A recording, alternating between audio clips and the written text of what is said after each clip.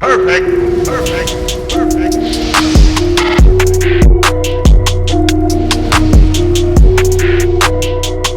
What is going on, everybody? I go by RB, and this is Philly Take with RB. You know what to do. Go ahead and smash the like button, hit the subscribe if you're new, and ding the notification bell so you're instantly notified whenever I upload or go live. We got a lot to talk about today. I just want to go ahead and get right into it. First and foremost, I want to say it's crazy to me how in the span of 3 months, I have seen the tide completely flip with the Sixers and the Eagles. The Sixers go and get a well-founded, structured organization with a lot of fluidity to it. And the Eagles are in dysfunction. It's crazy. We are in turmoil right now. It's nuts. And I just can't believe how fast it has flipped. Every week, with the exception of last week, I'm trying to come up with a way. I'm trying to be optimistic. I love the Eagles. And I'm trying to say, here's why we'll get better this week. We're all healthy, right? Miles Sanders is back. Doug will finally have some time to see this and do this. But no, it doesn't change. Nothing changes. But based off what we're about to talk about today, a lot of changes are coming soon, and I think very quickly. Man, where do we start with this freaking team right now? Let's start with the news today. Number one, the Philadelphia Eagles, apparently as of this morning, have been giving Jalen Hurts first team reps in practice this week. And I think they do give him some first team reps, week by week. But apparently, Jalen Hurts is going to have a lot more playing time this week. He's going to see drives on the field without Carson Wentz out there, not just a play here and there. Jalen Hurts is going to have some time to play this week. And it's very interesting because Doug came out to the media and said, no, Carson's our guy moving forward. He lied to us again. He said, remember that boneheaded response the other day where the reporter said, well, have you thought about that decision at all? And he said, is Carson your Wentz going to be your guy? And he said, oh, well, not today. Not today. When they asked him about the change. And then they pretty much asked, like 2 or 3 times, they said, is Carson your guy on Monday? And he said, yeah. He just fell into it and was like, okay, whatever. And said Carson's our guy. But he lied again. And then I'm thinking about this, and obviously I made my video earlier in the week saying that the Eagles need to bench Carson Wentz for Jalen Hurts. And obviously it's not just because we're going to be some game-breaking team where it's going to change our season. No, it's because Carson Wentz needs a game to take a step back, see the game from afar. And nobody ever said it had to be permanent. A lot of people were coming at me. No, listen. It's not because Jalen Hurts is some miraculous quarterback. Now, maybe he comes in and shocks the world. Who knows? But I don't think that's going to happen under Doug Pederson's system. I would love for us to have another OC, and that is probably not going to happen. But look, Carson Wentz, he needs to be held accountable for his bad decision-making, and he needs to be shown if you want to be the future quarterback of the Eagles and you're being paid over $100 million, well, guess what? That is not going to cut it. That's why Carson needs a game to sit back. And it's crazy. Like, we're actually making a few changes this week. But then I realized it is Doug Pederson, and the changes don't make sense. So let me get this straight. You're going to bring in Jalen Hurts for a drive?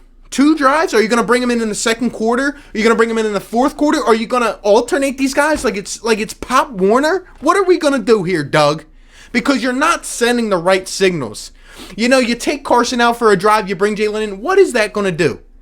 I think what's going to happen is Carson's going to get a couple drives to start the game, maybe the first quarter, maybe the first half, and if he's not playing up to par again, he's making bad mistakes or turnovers, he's going to be gone for the rest of the game. But I still don't like it. You want to see what Jalen's going to do? Give him a game. Give him a chance. All right, we got this second-round pick, and he hasn't played at all, and we're going to talk about why, but it doesn't make sense to me. Just either give him a game, sit Carson the heck down, or let Carson play the whole game. I mean, it's ridiculous, man. I just don't understand this man sometimes. Look, in terms of the Eagles and Seahawks, right? I'm giving the Eagles a 5% chance to win this game. We don't have to go through it all because why? We do the same things every week. And I say the same things every week, and they don't happen. So I'm not going to keep going through it. You want to beat Seattle? Run the ball 20 times with Miles Sanders. You want a chance of beating Seattle? Carson, don't make bad mistakes. Doug, put him in the best situations, right? Roll him out of the pocket. Get better routes for these receivers to run and get them open. Try something different. Try some misdirection. Try some motion. Try something. Ignite a spark in this team. And that's what I think Jalen Hurts would do right now, because I don't even know if everyone has belief in Carson Wentz. It's ridiculous, man. And again, it's not all Carson's fault. It's not Doug's fault. It's everybody's fault. And there's a huge, huge problem here. And, you know, you want to beat Seattle? Well, guess what? We haven't beat Seattle in a while. We have trouble with them. We have trouble with mobile quarterbacks. We have trouble with Russell Wilson. He's been a little bit iffy lately, but he's still a star-studded quarterback. He's having still a good year, and he has one of the best deep balls in the league. And if we don't bring pressure, Jim Schwartz, if he has one of these inconsistent games he likes to have, well, we're going to get picked apart. Send the pressure, contain them, do what you got to do, throw them off balance. And the main thing is fight, man. These Eagles got to fight, because I haven't been seeing a lot of it. But going forward after that, right, Doug Pederson, it doesn't make sense what we're doing now with Hurts, but it makes sense from a Doug Pederson standpoint, because what he's been doing and saying all year just doesn't make sense. That brings me to my next point. Actually, before we do that, we have some more people to grill up, okay? This offensive line, if you didn't hear, Lane Johnson's out for the season. He says his ankle has collapsed, all right? Sua Opeta, the guy that we brought in, and I still don't know why we benched Nate Herbig after he comes back from a finger injury. The guy was probably our most rock-solid lineman this season. Maybe him and Jason Kelsey. And we benched Nate Herbig with no explanation for it. Oh, we're just seeing who can fight for the spots, right? It's ridiculous. Now Sua Opeta's out. All right, Matt Pryor's in, and Jason Peters is now moved from left tackle to right guard, and I am sick of Jason Peters. All right, I appreciate everything JP has done here. I appreciate all the solid years and all that, right? But sit the heck down. Hang up the cleats. You are done, JP. You are washed. You are done. You had this whole thing at the beginning of the season. Didn't want to move from back to tackle unless you got a pay raise. Now you move back to guard. Finally, Doug does something. But again, it doesn't make sense at this point. It's too late. We saw exactly what happened with Andre Dillard last year. We still don't know if he's the tackle of the future. And you take Mailata out when he's on a hot stretch. And I made a video about it, and people were clowning me. What are you talking about? He didn't say that. I read between the lines. I read the clues. And he benches Mailata for a 38-year-old JP who's aging, injury-prone, and all that. It makes no sense. And now JP, he gets moved to right guard, and he's on the injury report the day after with a turf toe? You gotta be kidding me. You are miserable for that. That is not what Philly represents. And if you think you can get moved back and oh, you're not playing your main position. Oh, you don't want to go there. That's ridiculous. We're going to have our 10th different O-line combination in 11 games. 11 and 10 different O-lines. It's crazy.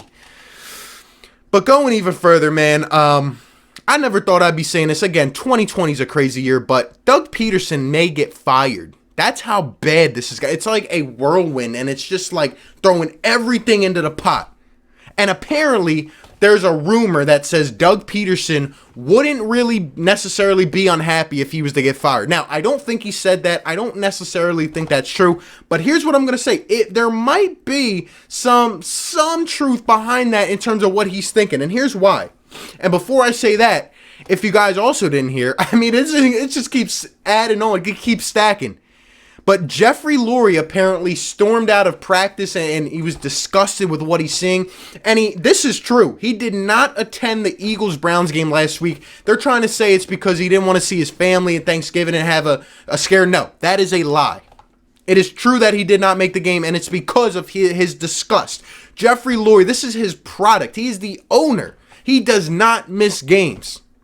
And for him to miss that game, I mean, he must be completely discombobulated. He must be to the point where his face is just turning red. And I would be too. And I would not go to another game for the rest of the year if I'm Jeff Lurie. Doug Pederson, look, these two and the rest of this organization, here's the problem. There is no correlation. They don't see eye to eye anymore. They don't. I don't know if Doug picked his own staff years ago. I'm pretty sure he did. But this past year, after, we lost in the playoffs last year, and Doug says that Carson Walsh and Mike Groh are going to come back, and the next day they're gone. That was like a kick in the back to Doug, and These two have not seen eye to eye since then, and we were blinded. Us Eagles fans should have seen this. Right? Because would Doug come out and say that if he didn't really think they were going to be back, if he knew they were going to be fired? Would he say that? No. Would Doug Pederson come out if he had power? Or I'm sure he thought he had power, right? Because why would he say that? If he didn't have the power to get his own staff, would he come out and say that? No. But Jeff Lurie stepped in and didn't like what he was seeing and got him out of there. And since then, Doug has been stubborn. Either it's on the field or off the field. He's stubborn. And I'm telling you, he does not want to do what this organization has in mind. The whole quarterback thing in the second round, that was Howie Roseman. He's another topic for a different day. He's going to be gone too. But look, Doug Pederson, he comes into the season without an offensive coordinator. And he still will not delegate his play calling duties because he's stubborn. He will go to the extent to prove or to make it at the most that he can see that he is not wrong. But the fact is that he is, and he stinks at play calling, and a change is needed, but he will not do it. So maybe if he was to get fired, sure, it'd be mad, but in my opinion, he would have a job in within a week. He would be on another team, and he'll probably get more personnel duties. He wants more ability within the organization, and I just don't think anybody is seeing eye to eye right now. I think there's really no equilibrium here, and I think big changes are coming, and it's crazy to see the demise of Doug Pederson this fast. But if we lose these next 4 and we look miserable and guys are giving up, well, Jeffrey Lurie might step in. Doug might be gone. Howie's going to be gone because he hasn't gotten the right players in here at all. Can't draft for his life. Had one good year in 17, and that was it in terms of signing people. And overall, this organization is like a city just burning down slowly but surely. And I can't believe it because it's ridiculous. If we were just a competent team, if we had pushed a couple of different buttons, we probably wrapped this division up 2 weeks ago. That's how bad this division is, and the team that still has what we saw as our franchise quarterback, and we can't do anything. I was watching Carson Wentz highlights from 17 the other day, and I almost shed a damn tear. The best throw I ever seen from Carson wasn't the Miles Sanders throw, wasn't the Corey Clement in the end zone one. It was against Seattle years ago when he was being drugged down. One of the only games we lost in 17, and he throws it off 1 foot for 40 yards to Nelson Aguilar. I don't know what's going to happen tomorrow night. Hopefully, if Jalen's in, it provides a spark or something like that. But I still don't trust Doug with everything. There's just so much turmoil in this organization. I know I'm going on longer than normal, man, but I just had to get it out. Everything is bad. You guys can let me know what you're thinking down below. I almost see a rebuild coming at this point. Get rid of these aging vets, get rid of this whole coaching staff, and just start over. That's really where we are. The Super Bowl window has closed, and it's unbelievable to think. But next year, we might see an entirely different organization, and I think big changes are coming. You guys let me know your thoughts down below in the comment section. Appreciate you guys for tuning in. Be sure to like, comment, and subscribe, and I'll catch you on the next one. Peace. Perfect.